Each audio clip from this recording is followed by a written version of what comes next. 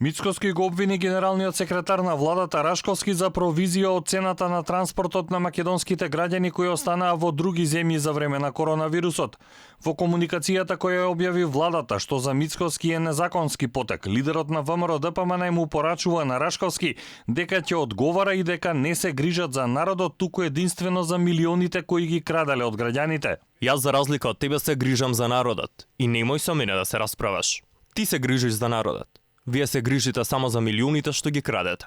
Имам дозвола оваа комуникација да ја објавам? Лопови. Што имаш ти против носењето на нашите деца дома? Тоа што на маката на нашите деца крадете. Абе Христијан, им не те информирале, им се правиш математичар. А ова е проста математика. Дај да ти објаснам. Летот е X пари. Во него има Y патници.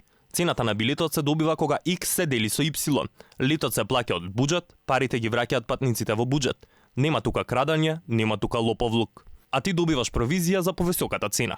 Во владиното соопштение се вели дека лидерот на опозицијата врши притисок врз институциите при што организираните активности за враќање на граѓаните во нашата земја и за нивно сместување во државни карантини ги нарекува уништување на државата.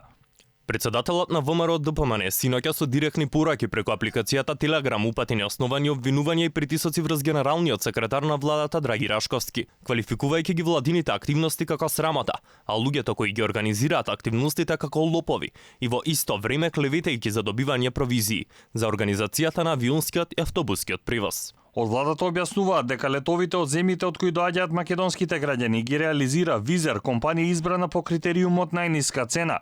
Секој граѓанин самостојно го плаќа авионскиот лет, при што вкупната цена на чартерот, кој изнесува околу 32.000 евра, се дели со бројот на патници сместени во авионот. Реагираше и Мицкоски, вели дека е добро тоа што преписката со Рашковски е објавена.